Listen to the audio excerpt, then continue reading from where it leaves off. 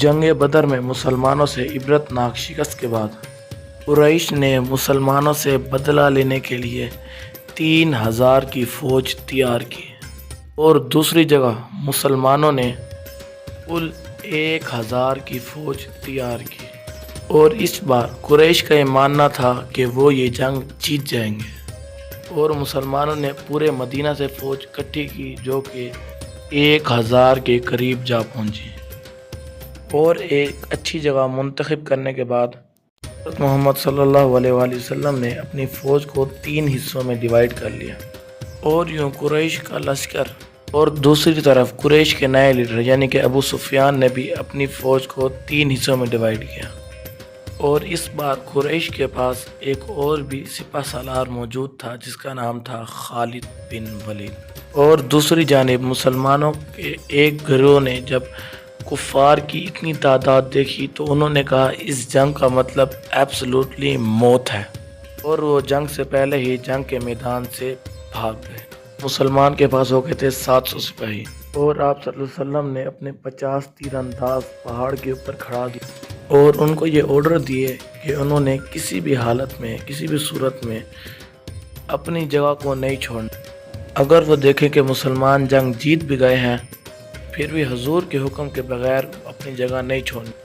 یا چاہے اگر وہ دیکھ رہے ہوں کہ مسلمان جنگ ہار گئے ہیں اور ان کی لاشیں چیل کوے کھا رہے ہیں تب بھی انہوں نے اپنی جگہ نہیں چھوڑنی، اور یوں جنگ شروع ہو گئی۔ مسلمانوں نے بہت ہی جوش و جذبے سے قریش پر حملہ کر دیا، اور مسلمانوں نے ایک ہی حملے میں قریش کو اس بات پہ مجبور کر دیا کہ وہ پیچھے ہٹنے لگے، اور یہ منظر وہ تیر انداز بھی دیکھ رہے تھے۔ ان میں سے 41 تیر انداز یہ سوچ کر میدان میں آ گئے کہ اب ہم یہاں سے قریش کو بھاگنے نہیں دیں گے، اور اسی موقع کا فائدہ خالد بن ولید نے اٹھایا۔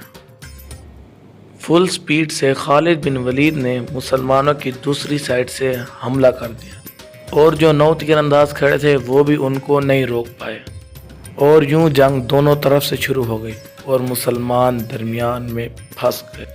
اور اس دوران ایک افواہ یہ بھی پھیلی کہ انہوں نے حضور صلی اللہ علیہ وسلم کو شہید کر پہاڑ کے پیچھے سے آئے تو انہوں نے اپنی آدھی فوج خیموں کی طرف بھیج دی، کیونکہ جب خالد بن ولید جہاں پہ حضور صلی اللہ علیہ وسلم کی حفاظت کرنے کے لیے 9 صحابہ کرام موجود تھے، جن میں سے کفار نے 7 کو تو شہید کر دیا مگر 2 صحابہ کرام حضور کے پاس تھے،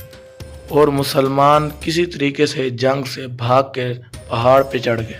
اور کیونکہ وہ عرب کے پہاڑ تھے، پتھریلے پہاڑ تھے، تو کفار کے گھوڑے اس پہ نہیں چڑھ سکتے تھے۔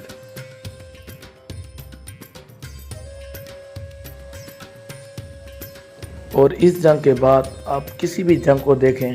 تو کسی بھی جنگ میں مسلمانوں نے اپنے سپہ سالار کی بات کو نہیں چھوڑا، چاہے وہ جیسے بھی حکم ملے انہوں نے انہی کو پورا، اور ابو سفیان نے مکہ جا کر پورے عرب سے 10,000 کی فوج اکٹھی کی اور مسلمانوں پہ ایک دوسرا حملہ کرنے کا ارادہ